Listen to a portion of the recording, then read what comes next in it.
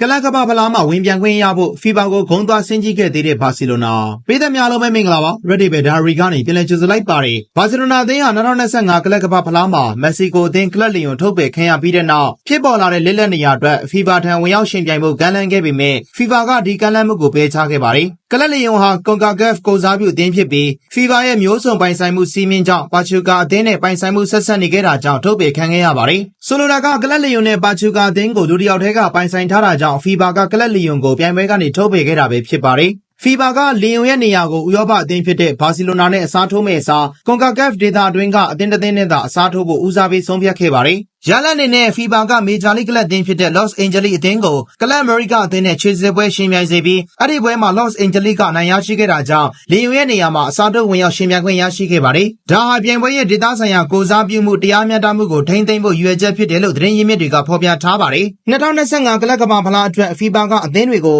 2021ကနေ2024အထိရာသီတွေအတွင်းတိုက်ကြီးလိုက်စွမ်းဆောင်ရည်ပေါ်မှာအခြေခံပြီးရွေးချယ်ခဲ့ပါတယ်။ဥရောပအတွက်12နေရာခွဲဝေပေးထားပြီးချန်ပီယံလိဖလားရအသင်းတွေဖြစ်တဲ့ Real, Man City, Chelseaတို့လိုအသင်းတွေနဲ့ UEFA အဆင့်သတ်မှတ်ချက်ပေါ်မှာအခြေခံထားတဲ့အသင်းတွေဖြစ်တဲ့ Tico, Bayern တို့လိုအသင်းတွေကိုရွေးချယ်ခဲ့ပါတယ်။ FIBA ရဲ့စီးမင်းအရတနိုင်ငံကအသင်းအသင်းထက်ပိုမပါဝင်နိုင်ပါဘူး။တကယ်လို့တိုက်ကြီးချန်ပီယံဖြစ်ရင်တော့ချွင်းချက်ထားပေးပါတယ်။စပိန်နိုင်ငံအတွက် Real နဲ့ Tico တို့ကနေရာယူထားပြီးဖြစ်တာကြောင့်ဘာစီလိုနာဟာအလိုလျောက်ပါဝင်ခွင့်မရခဲ့ပါဘူး။လီယွန်ရဲ့နေရာအတွက်ကမ်းလှမ်းချက်ကိုလည်း FIBA ကဒီစီးမင်းတွေကိုလိုက်နာပြီးဥရောပအသင်းထက်ဖို့ညှင်းဆိုခဲ့ပါတယ်။ဘာစီလိုနာဟာ2024-25လာလီဂါချန်ပီယံဖြစ်ပြီးကိုပါဒရေးဖလားရထားကချန်ပီယံလိဆီမီဖိုင်နယ်ထိရောက်ရှိခဲ့ပါတယ်။ဒါပေမဲ့2021-24ကာလအတွင်း UEFA ချန်ပီယံလိမှာစွမ်းဆောင်ရည်မတည်ငြိမ်ခဲ့တာကြောင့် UEFA အဆင့်သတ်မှတ်ချက်မှာဒီကိုရဲ့အောက်ကိုကျဆင်းခဲ့ပြီးကလပ်ကမ္ဘာဖလားအရေးချင်းပြည့်မီမှုမရရှိခဲ့ပါဘူး။ဘာစီလိုနာကကလပ်ကမ္ဘာဖလားရဲ့စုချင်းငွေ125သန်းကျော်နဲ့ထုတ်လုပ်မှုဝင်ငွေဒါဇန်နဲ့ဆော်ဒီထောက်ပံ့မှုတွေကိုရယူချင်တာကြောင့်အခုလိုမျိုးပွဲလန့်နှုန်းဖြာဝင်ခင်းပြီး FIBA ကိုဆက်သွယ်ခဲ့တာပဲဖြစ်ပါတယ်။ဒါပေမဲ့ FIBA ကဗန်နာရေးဆိုင်ရာကျိုးစီးပွားထက်ပြိုင်ပွဲရဲ့ဒေသဆိုင်ရာကိုစားပြုမှုနဲ့စီးမင်းတွေကိုဦးစားပေးခဲ့တယ်လို့သတင်းတွေကဖော်ပြထားပါတယ်။စပိန်သတင်းစာမာကာရဲ့ဖော်ပြချက်အရကတော့ဘာစီလိုနာဟာလီယွန်ထုတ်ပယ်ခံရပြီးတဲ့နောက် FIBA ထံနောက်ကျမှဆက်သွယ်ခဲ့တယ်လို့သိရပါတယ်။ဘာကာဘက်ကဆက်သွယ်လာတဲ့အချိန်မှာတော့ FIBA ကလက်လက်နေရာအတွက်ကွန်ကာကက်ဒေသအတွင်းအဆုံးဖြတ်ပွဲဖြစ်တဲ့ကလပ်အမေရိကနဲ့ Los Angeles တို့ရဲ့ပွဲကိုစီစဉ်ထားပြီးဖြစ်တာကြောင့်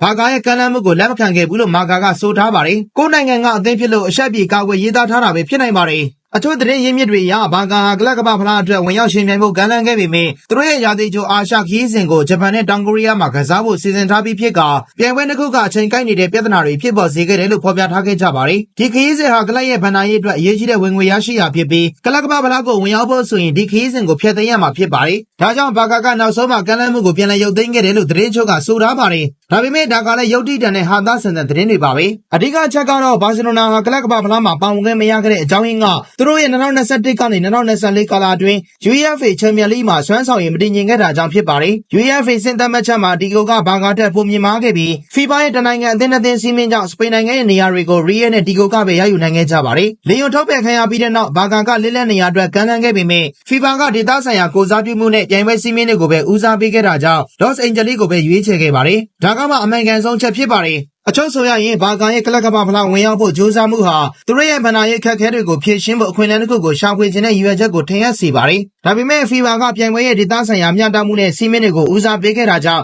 သူတို့ရဲ့ကမ်းလှမ်းမှုကိုပယ်ချခြင်းခံခဲ့ရပါတယ်။ဒါဟာဘာကာအတွက်စုချင်းဝင်တဲ့ကမ္ဘာပရိသတ်ရှည်ပြသခွင့်လွဲချော်မှုတစ်ခုဖြစ်တယ်လို့ FIBA ရဲ့ပြိုင်ပွဲဖွဲ့စည်းပုံရဲ့တင်းကျပ်မှုကိုလည်းဖော်ပြရရောက်နေတယ်လို့ဆိုနိုင်ကြောင်းပါ။ပေးသက်များကရော FIBA ကိုတောင်မှဂုံးစင်းမှုကြိုးစားခဲ့တဲ့ဘာစီလိုနာအပေါ်မှာဗာများပြောချင်ကြပါသလဲ။ comment ကနေပြောပေးခဲ့ကြလို့ရပါတယ်။အဆုံးထိကြည့်ရှုပေးခဲ့ကြလို့အားလုံးကိုကျေးဇူးတင်ပါတယ်။